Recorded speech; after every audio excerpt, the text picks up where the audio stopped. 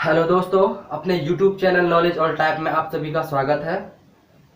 आज हम एग्रीकल्चर की नेक्स्ट क्लास लेके आए हैं। पिछली क्लास में हमने कुछ फसलों का वर्गीकरण देखा था, ठीक है। और हमने दो बेसिसों का क्लासिफिकेशन देख भी लिया था। कुछ और भी बेसिस बचे हैं जिनको हम आज देखेंगे, ठीक है। तो चलिए स्टार्ट करते हैं। तो सबसे पहले हम बात करेंगे आर्थिक आधार पर फसलों का वर्गीकरण।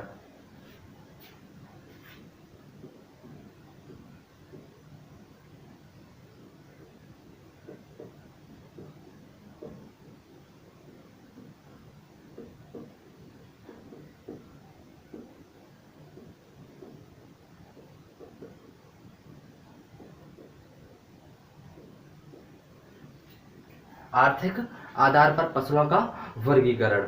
अब होता क्या है कि इसमें अभी बहुत सारी फसलें होती हैं और अपनी अपनी आर्थिक आवश्यकताओं के आधार पर उनको बांटा गया है। तो हम उन्हीं के बारे में चर्चा करेंगे। तो चलिए देखते हैं।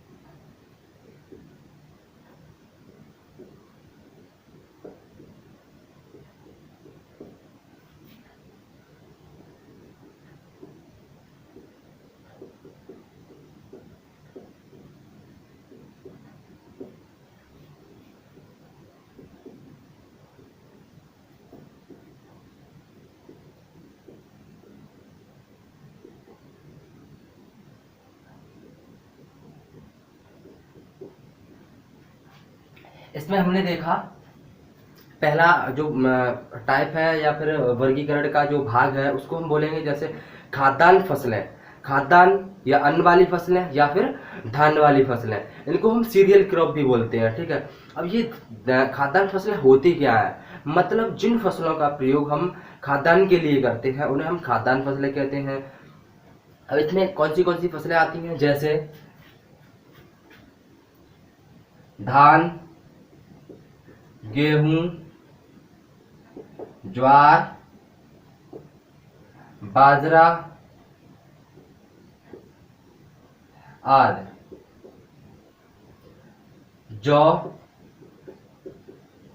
आदि। कुछ और भी फसलें आती हैं, ठीक है। तो हमने कुछ इंपोर्टेंट क्रॉपों को देखा है जो बेसिकली पूछी जाती हैं एग्जामों में, ठीक है। अब इसके बाद हम बात करते हैं अगला। तो अगले में है हमारा दाल वाली फसलें, दाल वाली फसलें।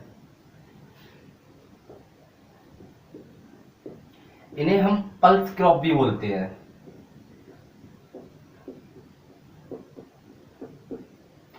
अब दाल वाली फसलें मतलब ऐसी फसलें जिनका प्रयोग हम दालों के लिए करते हैं, उन्हें हम दाल वाली फसलें कहते हैं, ठीक है। तो इनमें कौन सी फसलें आती हैं तो देख लेते हैं। जैसे एग्जांपल में चना,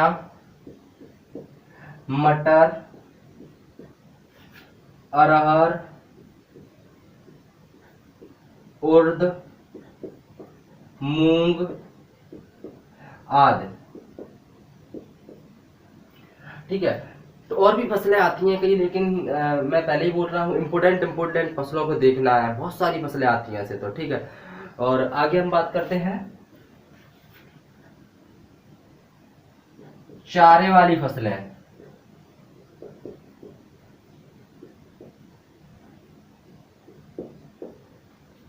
जिन्हें हम फोल्डर क्रॉप बोलते हैं, फोल्डर।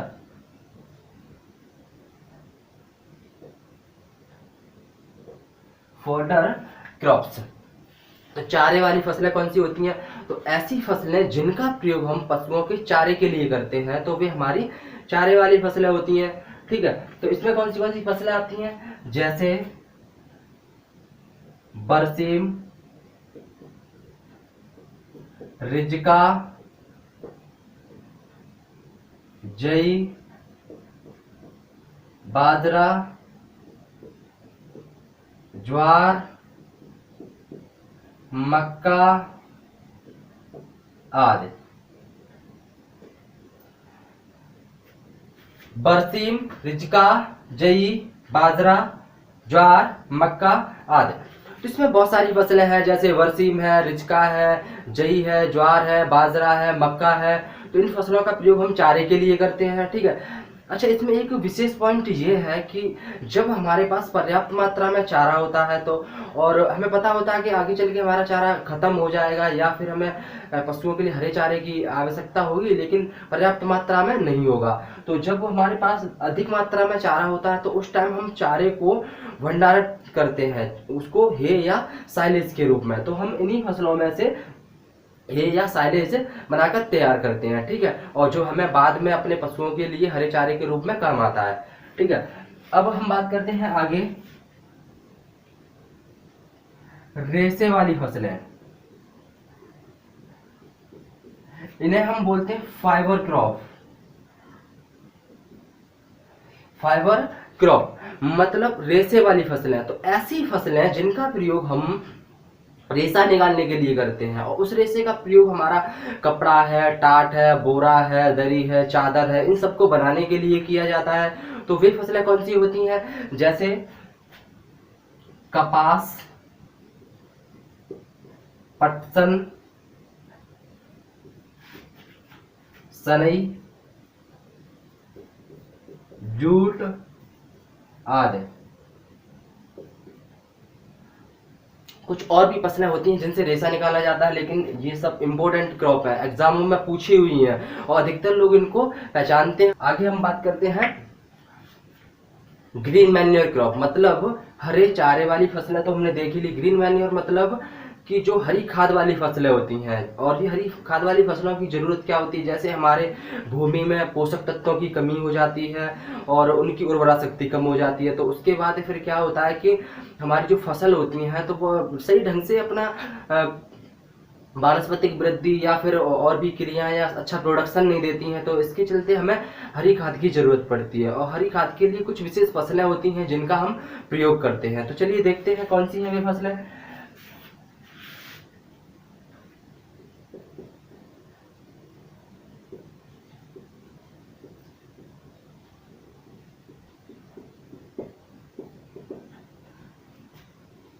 ढैंचा।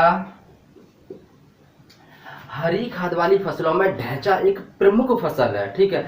और भी फसलें होती हैं लेकिन अधिकतर लोग ढैंचा का ही प्रयोग करते हैं हरी खाद के लिए, ठीक है। और अन्य फसलें हैं जैसे लोबिया, सनई आदि, ठीक है। तो और भी काफी फसलें होती हैं लेकिन हमारी ये इंपॉर्टेंट है, ज्यादा अधिकतर ढैंचा ही पूछा जाता है एग्जाम में, ठीक है। आगे हम बात करते हैं सरकरा फसलें, मतलब ऐसी फसलें जिनसे हमें सरकरा प्राप्त होती है, तो उन्हें हम सरकरा फसलें कहते हैं, शुगर क्रॉप्स, ठीक है।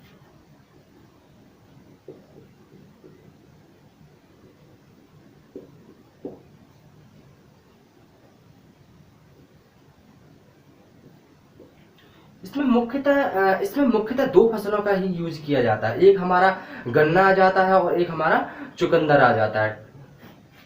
गन्ना और चुकंदर, इन दो फसलों का ही विशेष तौर पर यूज किया जाता है सरगरा के लिए। हालांकि और भी फसलें होती हैं लेकिन अधिकतर इनका यूज किया जाता है, ठीक है।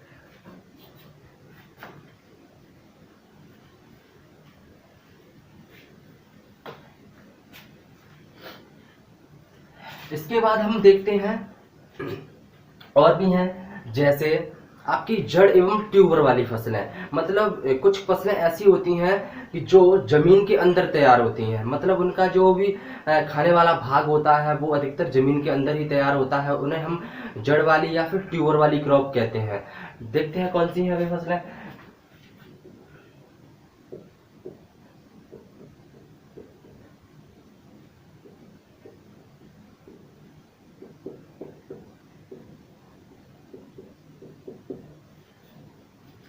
जड़ एवं ट्यूबर वाली फसलें। तो अब इसमें क्या होता है कि मुख्य जो फसल होती है हमारी वो है आलू, मतलब जिसको हम तना वाली फसल भी कहते हैं, ठीक है। कुछ और भी फसलें होती हैं जैसे हमारी, लेकिन मुख्य फसल ये, जिस तरीके से जो हमारी हरे खाद वाली जो फसल में आपका ढैंचा प्रमुख था, उसी तरीके से जो ट्यूबर वाली क्रॉप है उसमें से हमारा आलू प्रमुख है। और इसमें हमारा और भी फसलें हैं जैसे कि तुम्हारा गाजर है, मूली है, सलजम है, शकरकंद है, चुकंदर है आदि। और भी बहुत सारी फसलें होती हैं जो हमारी जमीन के अंदर तैयार होती हैं, और या उनका जो खाने वाला भाग होता है, जिसे हम किसी का तो जड़ का हम खाने के लिए प्रयोग करते हैं और किसी का हम तना प्रयोग करते हैं। ठीक है, तो इसमें भी दो भागों में डिवाइड हो जाता है। जब हम और आगे जब डीपली जाते हैं तो उसमें कि जड़ वाली फसलें कौन सी हैं और ट्यूबर मतलब तना वाली फसलें कौन सी हैं। तो जब हम और आगे देखेंगे तो हम उसके बारे में भी बताएंगे। ठीक है,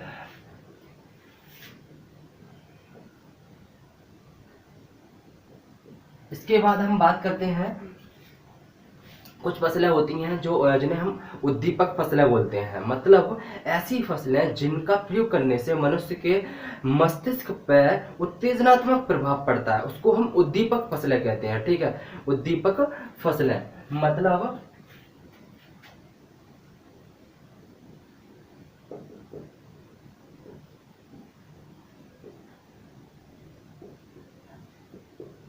जिन्हें हम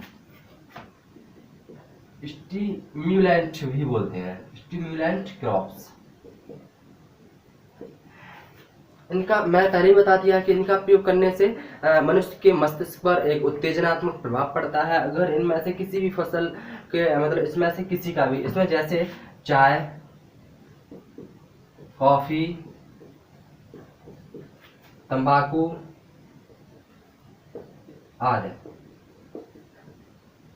इनमें से किसी का भी अगर आप प्रयोग करते हो, लगातार प्रयोग करने से आपको इसकी एक आदत बन जाएगी। अगर आपको इसमें से कोई सी भी फसल मतलब कोई भी हो, चाय हो या कॉफी हो या फिर आपकी तंबाकू हो, अगर आप लगातार इसका यूज कर रहे हो, आपको फिर एक दिन ना मिले तो आपको कुछ अटपटा सा लगेगा। ठीक है, और खासकर तंबाकू वाले तो बहुत ज्यादा ऐसे केसेस मिलते हैं जिनको अगर तंबाकू ना दी जाए तो ऐसे भड़बड़ाने से फिरते हैं। ठीक है, तो मैं उम्मीद करता हूँ कि ऐसी चीजों का सेवन ना करें जिससे हमारे शरीर के लिए कोई साइड इफेक्ट हो या फिर हमें उससे नुकसान हो। आगे हम देखते हैं सुगंध वाली फसलें।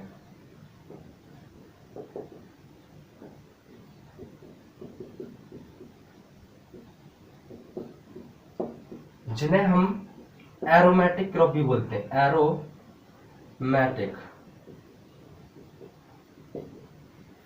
सुगंध वाली फसलें, एरोमेटिक, जिनको हम एरोमेटिक क्रॉप्स भी बोलते हैं। ठीक है, अब होता क्या है कि इसमें एक आसवन विधि होती है, मतलब आसवन विधि के द्वारा हम इन फसलों से सुगंधित तेल निकालते हैं, और उन तेलों का प्रयोग हम चाहे सेंट बनाने मतलब इत्र बनाने में, या फिर हम कोई मेडिसिन बनाने में, या फिर तुम्हारा बॉडी परफ्यूम होता है, कुछ भी बनाने में उसका यूज किया जाता है। इसमें कौन सी फसलें आती हैं, जैसे आपका पुदीना प्रमुख है, पुदीना,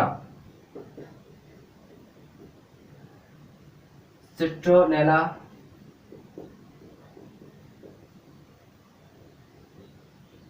और खसखस आदि। जो हमारा पुदीना को तो अधिकतर लोग जानते ही हैं, जैसे सिट्रोनेला है और खसखस है। जो ये घासें हैं इनका मतलब जो पत्तियों का तो नहीं, इनका ज्यादातर जड़ों के प्रयोग से, मतलब ये काफी लंबे टाइम की फसलें होती हैं, और इनकी जो जड़ें होती हैं उनसे हमें तेल प्राप्त होता है। ठीक है, और तब हम इनका यूज, आज आर्थिक आधार पर क्लासिफिकेशन देख लिया। हम इसके बाद हम बात करते हैं बॉटनिकल बेसिस पर मतलब क्लासिफिकेशन, मतलब वानस्पतिक आधार पर फसलों का वर्गीकरण।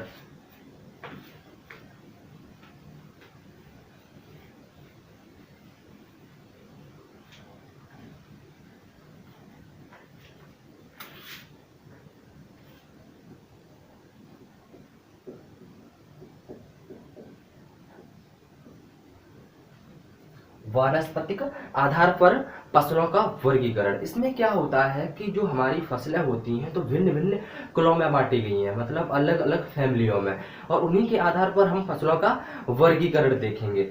जैसे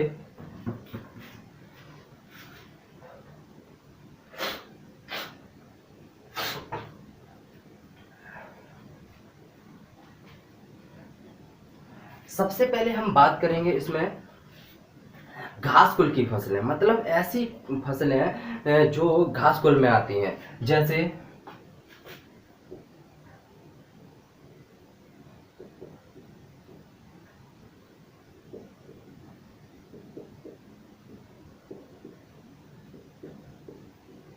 इसे हम ग्रेमनी या फिर पोएसी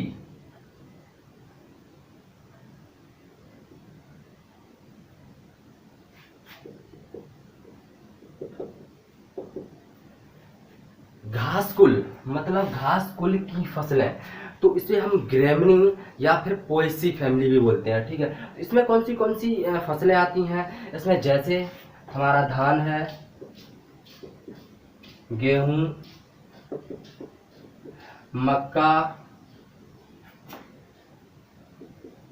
ज्वार, बाजरा आदि। घासकुल की फसलें जो होती हैं उनकी, मतलब जो ग्रेमनी फैमिली से जो फसलें हैं उनकी पहचानने के लिए एक ट्रिक है। मतलब ट्रिक क्या, अधिकतर फसलें वो उसी टाइप की होती हैं जिसको पहचानना बड़ा आसान होता है। तो इसमें होता क्या है कि इनकी जो पत्तियां होती हैं तो वो पत्तियां अधिकतर इस टाइप की होती हैं, मतलब सकरी टाइप की। इसमें हाँ कुछ जैसे घास कुल में कुछ घासें भी आती हैं, जैसे कि आपका सांबा है, कौंदो है, गिनी घास है, गिनी घास, नेपियर घास है, शूड़ान घास है आदि। तो मतलब घास कुल में ये आपकी घासें भी आती हैं और इन घासों की पत्तियां भी सकरी ही होती हैं।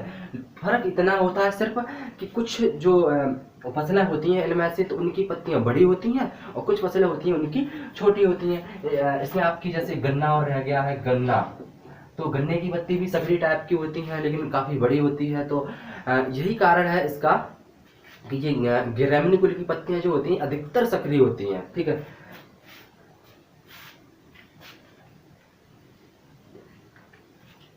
आगे हम बात करेंगे मतलब दाल कुल या फिर मटर कुल बोलेंगे इसको, सही है मटर कुल,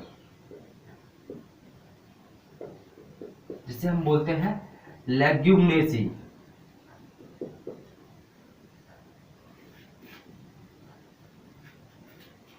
या फिर फैबेसी। मतलब इसमें क्या होता है कि वे फसलें आती हैं जिनका प्रयोग हम दालों के लिए करते हैं, या फिर वो तो सीधी सी बात है, जो पिछला जो वर्गीकरण था आर्थिक आधार पर सेम उसी तरीके से, लेकिन इसमें बस फैमिली का रोल आ जाता है, केवल केवल फैमिली का। अब जैसे इसमें तुम्हारी जो लेग्यूमिनेसी की फसलें होती हैं उसमें क्या होता है, इसकी पहचान क्या होती है, इनका अगर हमने इनके बीजों को अगर देखा है तो होता क्या है कि जब हमने इनके बीजों को पकड़ा और उनको जब हम तोड़ते हैं तो वो दो भागों में डिवाइड हो जाते हैं, तो वही हमारी लेग्यूमिनेसी फैमिली में आती है। अधिकतर 90% क्रॉप इसी टाइप की होती हैं। जैसे हमने कभी मूंगफली खाई है, कोई भी दाल हो जाए जो अरहर की हो, चाहे आपकी एक सोयाबीन है और आपके उड़द है, मूंग है, मसूर है, बहुत सारी दालें होती हैं और जिनके जो दाने होते हैं उनको अगर हम तोड़ेंगे तो दो पार्टीशन में डिवाइड हो जाएंगे। तो देखते हैं जैसे चना है, मटर है, सोयाबीन है,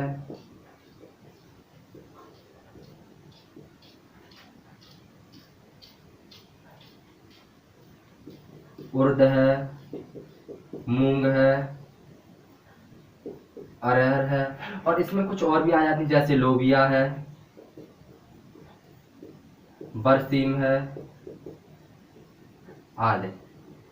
बहुत सारी फसलें आती हैं इसमें, लेकिन हम इम्पोर्टेंटों की हम बात कर रहे हैं, और भी होती हैं। बस इससे ये क्या है कि आपको थोड़ा बेसिकली समझना होता है, लेकिन आप कोई भी किताब उठा लीजिए तो आपको इससे तो बहुत ज़्यादा उसमें मिलेगा, लेकिन ये है कि इससे हमें पढ़ने का आइडिया पता चल जाता है और हमें थोड़ा ये समझ आ जाती है कि हमें किस तरीके से पढ़ना चाहिए, क्या ज़्यादा इम्पोर्टेंट है क्या नहीं इम्पोर्टेंट है, किस तरीके से हमें पढ़ने में अपना टाइम व्यतीत करना चाहिए। ये नहीं है कि ऐसे ही लगे हैं।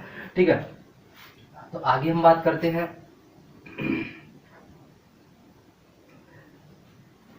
कद्दू कुल। जिसे हम बोलते हैं कुकुरबिटेसी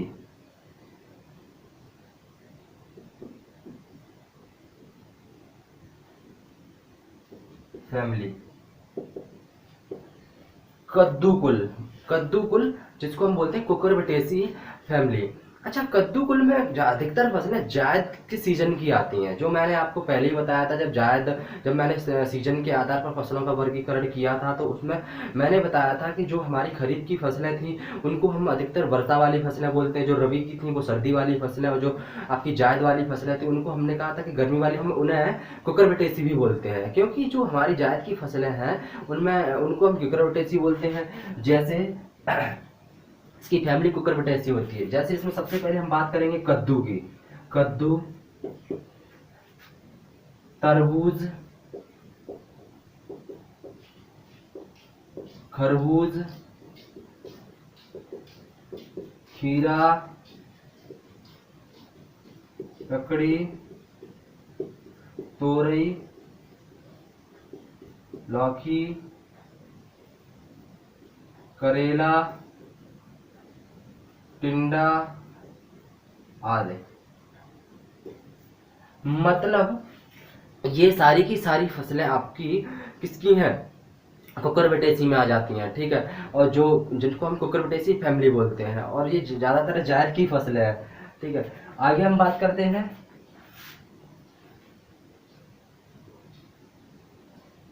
आलू कुल, जिसे हम बोलते हैं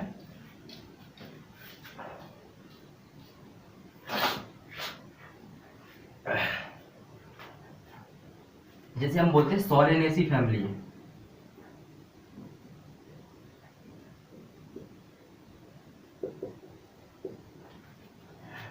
सोलेनेसी फैमिली, सोलेनेसी फैमिली के अंतर्गत भी बहुत सारी फसलें आती हैं, जैसे आपका आलू है, बैगन है, टमाटर है, मिर्च है। तो ये सारी की सारी फसलें हमारी सोलेनेसी कुल में आती हैं। और जो चलो देखते हैं, जैसे आलू, बैगन, टमाटर, मिर्च, तंबाकू आदि, इन सब का जो कुल होता है तो वो सब क्या होता है, सोलेनेसी होता है। इनकी फैमिली सोलेनेसी होती है, ठीक है।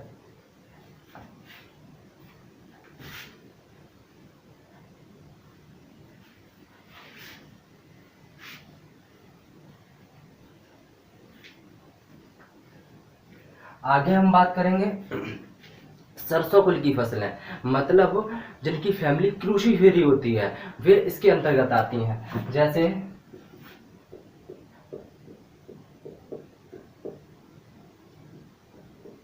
इसकी फैमिली होती है क्रूसीफेरी,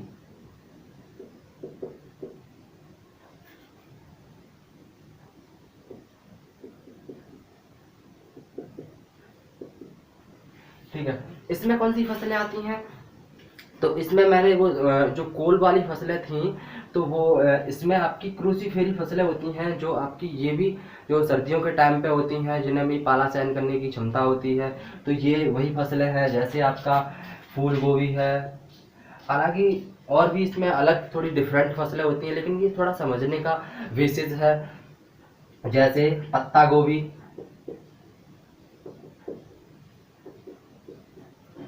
फूल गोभी,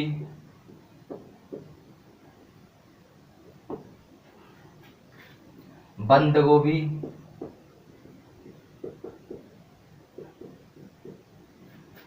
आपका सरसों, राई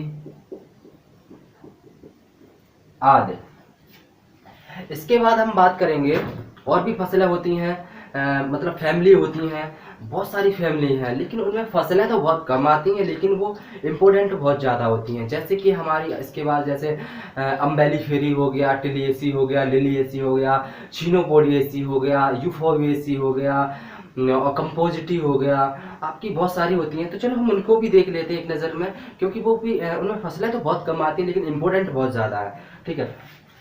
जैसे इसके बाद हम बात करते हैं मालवेसी, मालवेसी फैमिली। मालवेसी में कौन सी आती हैं? मालवेसी में आपका जो आपका जैसे कपास है, पटसन है, और आपका जो जूट है, ये आपकी मालवेसी में, सॉरी जूट तो आपकी टिलियसी में आती है। कपास, पटसन, इन दोनों को हम देख लेते हैं। कपास, पटसन आदि और भी फसलें आती हैं मालवेसी कुल में, ठीक है। तो लेकिन जो मैं इम्पोर्टेंट है कपास और पटसन। एक और है मुझे जो काफ़ी इम्पोर्टेंट है, लेकिन मुझे अभी इस टाइम याद नहीं आ रही है, ठीक है। अब हम बात करते हैं अम्बेलिफेरी।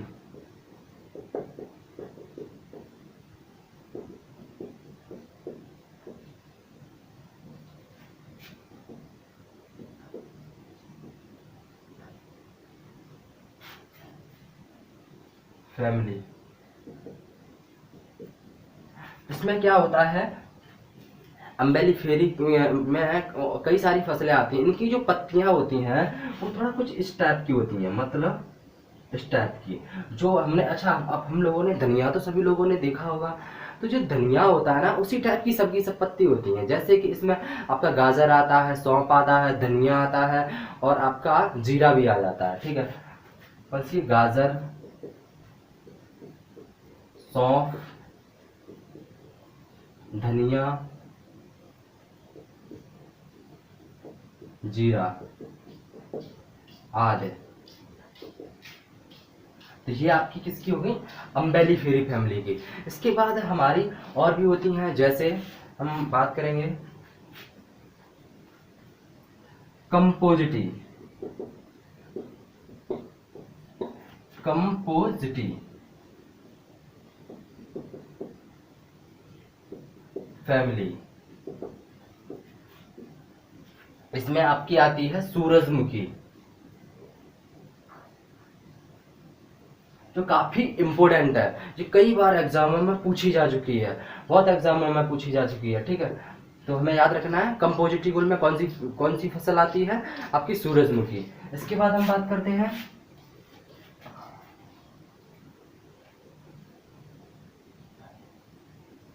टिलियेसी।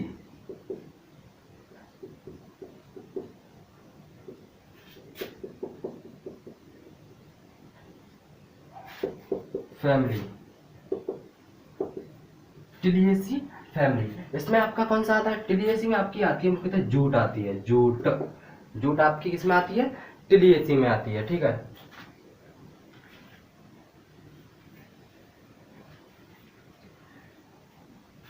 अगला है आपका, जैसे हम बोलते हैं लाइनेसी। लाइनेसी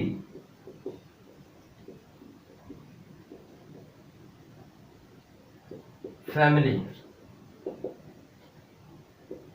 इसमें आपकी कौन सी आती है? अलसी।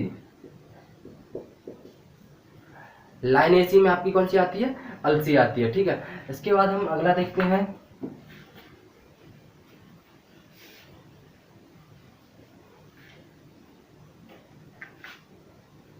चलो लिख लिया होगा। इसके बाद हम बात करते हैं यूफोर्बिएसी।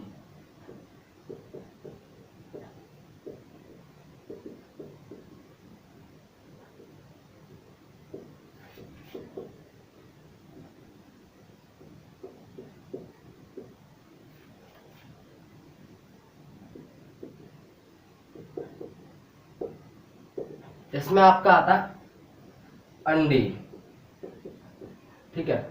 यूफोर्बिएसी में आपकी मुख्य फसल है अंडी, और काफी बार पूछी जा चुकी है, ठीक है।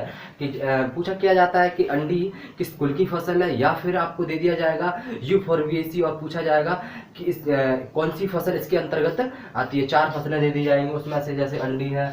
और इसके बाद हम बात करेंगे चिनोपोडिएसी। चिनोपोडिएसी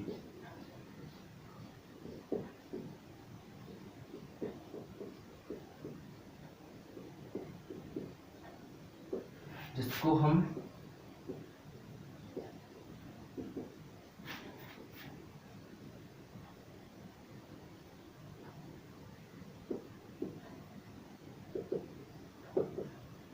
चीनोपोडिएसी। चीनोपोडिएसी के अंतर्गत हमारी आती है चुकंदर।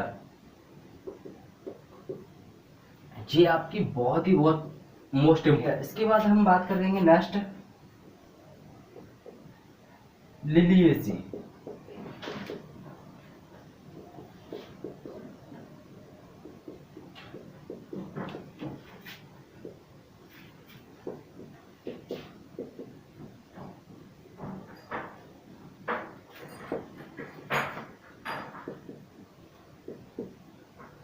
इसमें आपका कौन सा आ जाता है लिलिएसी में? प्याज है, और भी है फैमिली जो जो इम्पोर्टेंट थी वो मैंने बता दिया है। और आप इसके अलावा कुछ बुक्सों में पढ़ के भी देख सकते हैं, लेकिन ज़्यादातर अधिकतर इम्पोर्टेंट थी वो मैंने बता दी हैं और बताने की कोशिश की है, समझाया भी है। और इसके बाद हम बात करते हैं फसलों के विशेष प्रयोग के आधार पर वर्गीकरण। मतलब कुछ ऐसी फसलें होती हैं जिनका प्रयोग हम स्पेशल यूजेस में करते हैं। जैसे देख लेते हैं,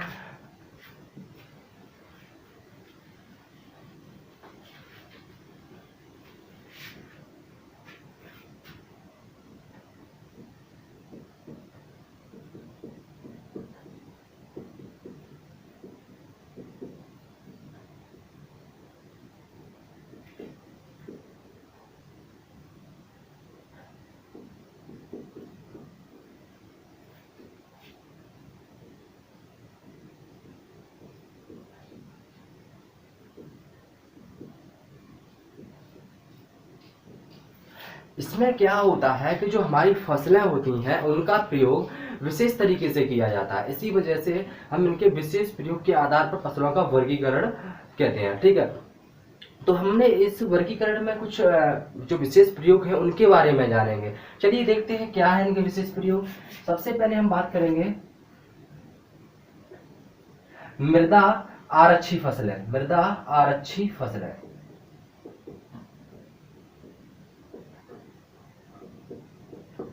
इन्हें हम बोल सकते हैं कवर क्रॉप। मतलब कि ये वे फसलें होती हैं इनमें क्या हो, इन्हें मतलब कवर क्रॉप्स। इसमें जो मृदा आरक्षी फसलें होती हैं इनका काम क्या होता है कि जब हमारी बहुत तेज हवाएं चलती हैं या बारिश होती है तो मृदा का जो कटाव होता है के लिए काफ़ी यूजेबल होती हैं। जैसे इनका यूज होता कैसे है, जैसे बहुत तेज बारिश हो रही होती है और इनकी पत्तियां तो काफ़ी घनी होती हैं, तो इनकी जो बारिश की बूंदें होती हैं वो ज़मीन पर ना गिर के सीधी की सीधी पत्तियों पर गिरती हैं और उसके बाद फिर ज़मीन पर जाती हैं। और इसी तरीके से हवाएं भी बहुत तेज चलती हैं तो वो भी सीधे हमारे ज़मीन से नहीं टकराती। तो इसी वजह से हमारी जो भूमि का कटाव होता है वो इनके माध्यम से बच जाता है। इसी वजह से हम इनको मृदा आरक्षी फसलें मतलब कवर क्रॉप कहते हैं। तो वे फसलें कौन सी हैं, जैसे आपकी बरसीम है,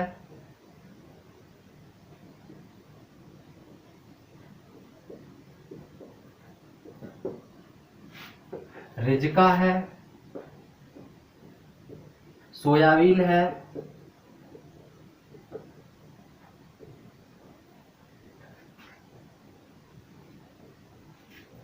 सेम है आदि। और भी फसलें हैं जिनका प्रयोग हम कवर क्रॉप के रूप में करते हैं। ठीक है, लेकिन हमने जो अपने हिसाब से इंपॉर्टेंट क्रॉप थी वो बता दी हैं, और भी हैं। अब इसके बाद हम बात करते हैं अंतर्वर्ती फसलें।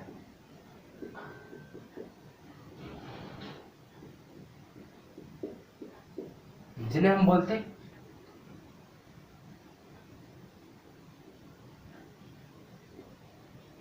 Catch crops.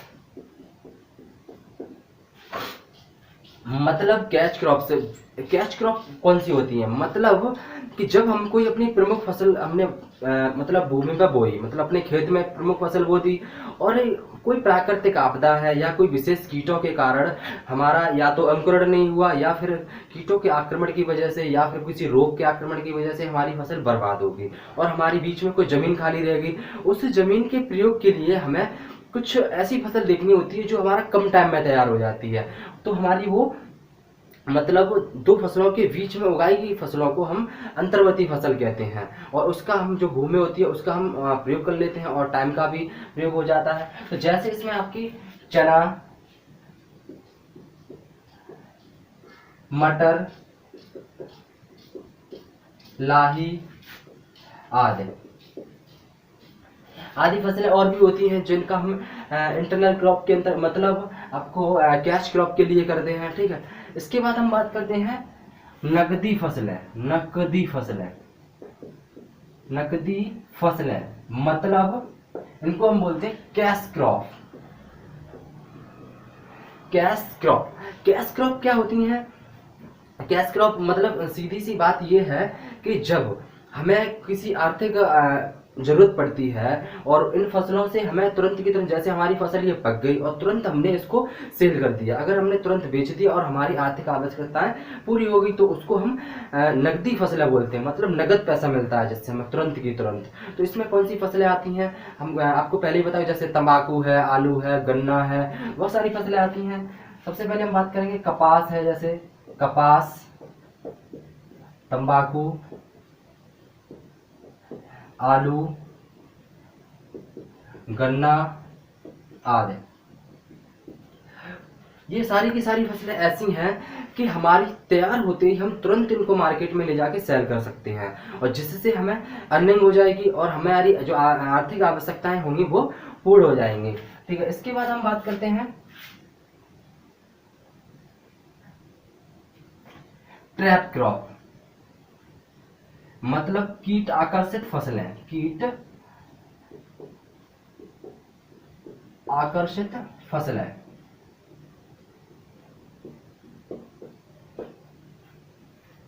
जिनको हम बोलते हैं ट्रैप क्रॉप।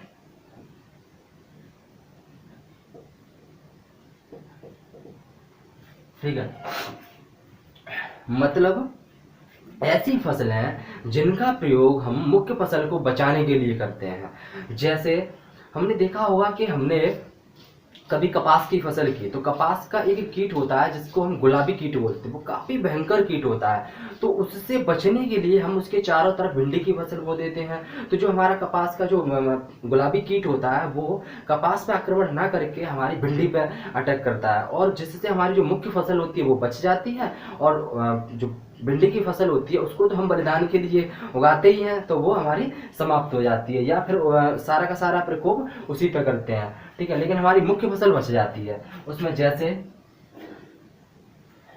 कौन सी होती है मुख्य? एक तो आपकी भिंडी होती है, भिंडी और गेंदा, ये आपकी मुख्य फसलें होती हैं, ठीक है। इसके बाद हम बात करते हैं गार्ड क्रॉप, मतलब रक्षक फसलें, जिन्हें हम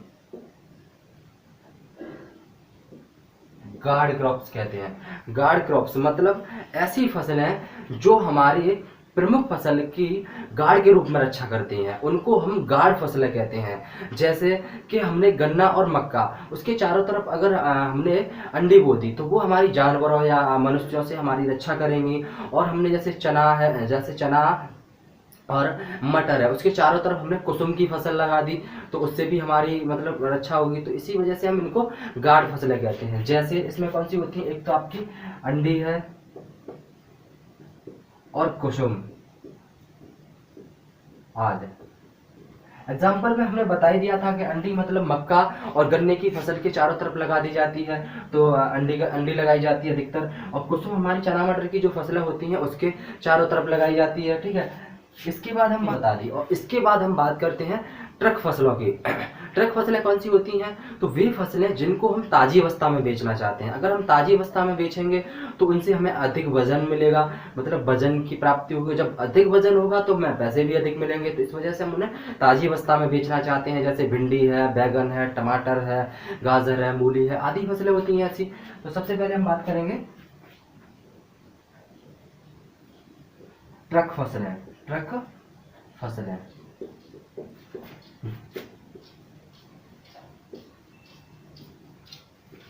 जैसे भिंडी, टमाटर, बैगन, मूली आदि। ये वे फसलें हैं जिनको हम ताजी अवस्था में बेचना चाहते हैं, ठीक है। और भी बहुत सारी फसलें हैं। पालक है आपकी एक मुख्य फसल है, ये तो पालक, ट्रक क्रॉप में आती है, जो मुख्य फसल है पालक, ठीक है। तो उम्मीद करता हूँ दोस्तों आपको समझ में आया होगा। और इसके बाद आप, ज़रूरी नहीं है कि इसी से आप इसको एक बार देखिए, समझिए, और बहुत सारी बुकें हैं, उनमें से कोई अच्छी सी बुक देख लीजिए और उसको आप पढ़िए, एक तरह से रिवाइज कीजिए, और आपको मैं उम्मीद करता हूँ बहुत बेहतर तरीके से समझ में आएगा, ठीक है। तो थैंक यू दोस्तों, मिलते हैं हम अगली वीडियो में और भी हम बेहतर ढंग से समझेंगे। थैंक यू दोस्तों।